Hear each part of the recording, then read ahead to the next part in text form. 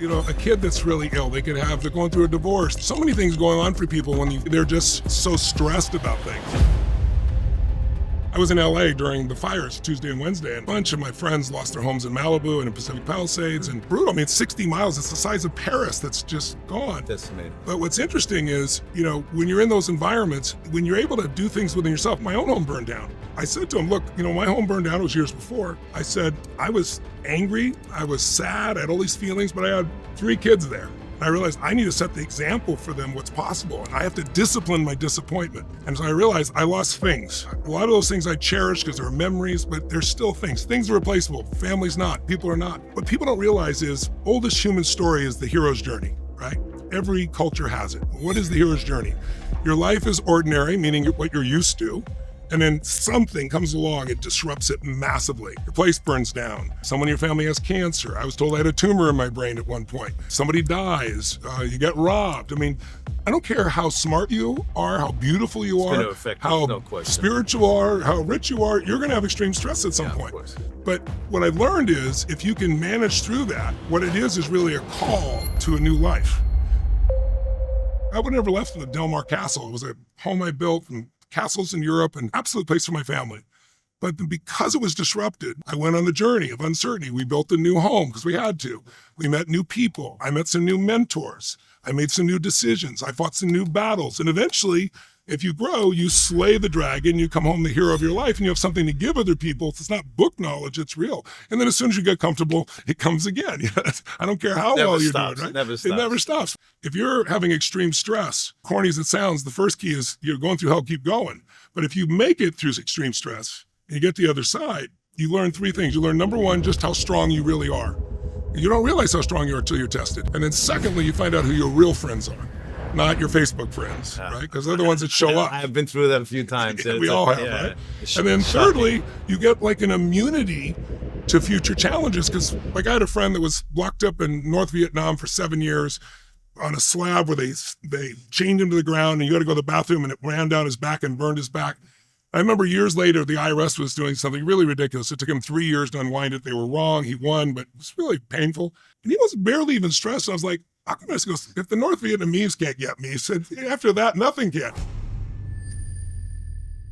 Life is always happening for a reason, a higher purpose, but it's our job to find that purpose. In other words, life's happening for me, not to me. It looks like it's happening to me, but it's my job to figure out it's happening for me. So I look back on my childhood, that was for me. It didn't look like it, didn't feel like it. I look at my father, that was for me. What you're saying, that, I mean, obviously changing people's perception and trying to get their mindset different. In all your events that you give, like, you know, for that day, that they're there, the hour, the weekend, the week, whatever it is, they're excited. They're around an environment that's really helping generate that transformation out of their comfort zone, right? Yeah.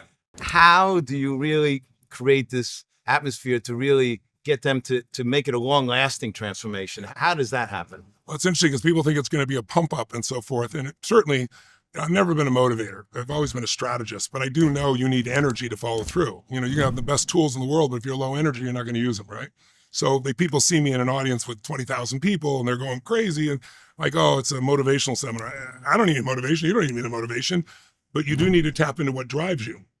And everybody is motivated. You might be motivated to eat, right? You know, so that's why you're overweight. So it's finding that inner drive.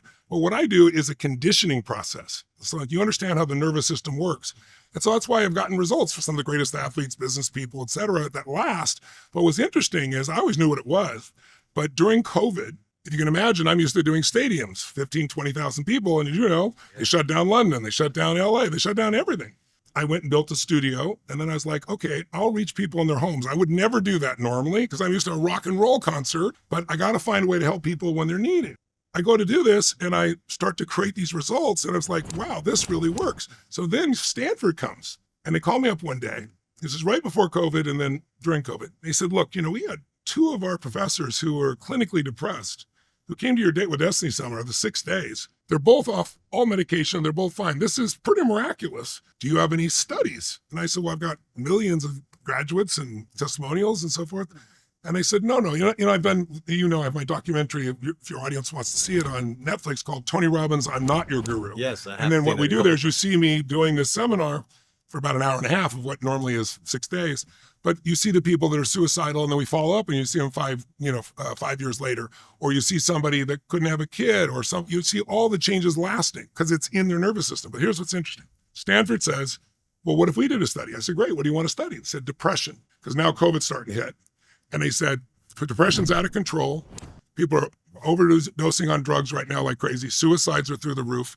And we're looking for an interesting non-pharmaceutical approach to doing this. We'd love to study it." I said, "Great. What's the meta-study show? Multiple studies. What's the average result?" And they said 60% of the people who come for therapy and or drugs, meaning psychiatry, they give them Prozac, Zoloft, whatever, 60% make zero improvement in their side effects. Zero.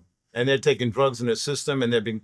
There's all the side effects, including some of the side effects are suicidal thoughts, right? It's just crazy. He said 40% improve, and the average improvement is 50%. So they're half as depressed. Some people get well, but most of them are on drugs forever. And I said, well, I know it sounds like hubris, but I think we can blow past that result just based on our history. And more importantly, I think you could do that with almost a placebo. And he kind of had a nervous laugh and said, maybe. And I said, what's the best result you've ever seen? Because I'd like to beat that. And he said, well, the best was done 5 years ago at Johns Hopkins. They gave people 30 days of psilocybin, magic mushrooms, and cognitive therapy for a month. I said, dude, you'd have to get a massive change in somebody's brain for that. He said, it is the biggest change in the history of psychiatry. 6 weeks after the treatment.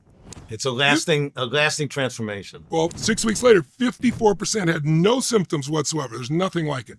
And it lasted. It changed. They didn't measure them a year later or anything else. It just 6 weeks. I know it sounds like hubris. I know it sounds like overconfidence, but I'm just based on history. I bet we'll beat that sizably, but let's see. So they set up the test group, the comparison group, just like they did the Johns Hopkins study. And then they did it. No drugs, 6 days, no one-on-one therapy. At the end of 6 weeks, 93% of them had absolutely no symptoms, nothing like it in the history of psychiatry. The 7% that didn't completely solve improved massively. 17% came in with suicidal ideation, constantly thinking about suicide. No suicidal ideation afterwards. And 1 year follow-up showed, the end of a year, never seeing me again, because of the way they were conditioned, these people had 72% reduction in negative emotions, 51% increase in positive emotions. So the big question is why is this not being done? Why aren't they? Okay, I'm not saying go out and do psilocybin every day, but I mean, there has to be some microdosing. I don't know what it is, but something. If it's that successful, why aren't they promoting this? Well, the current government, as we know, Bobby Kennedy is in there, and now you got Dr. Oz, who's going to head up, Obamacare, and you've got current as of the new transformation. The new transformation here. As long assuming they get approved. Yeah. These are all people that during COVID were telling people different than what we were being told. The lies were being told, so they're in charge. But right now we have a sick care system where the insurance companies, if you study what happens, they don't really want the surgeon most of the time. They want the drugs that they can sell you forever. I'm not being harsh. It's just that's reality.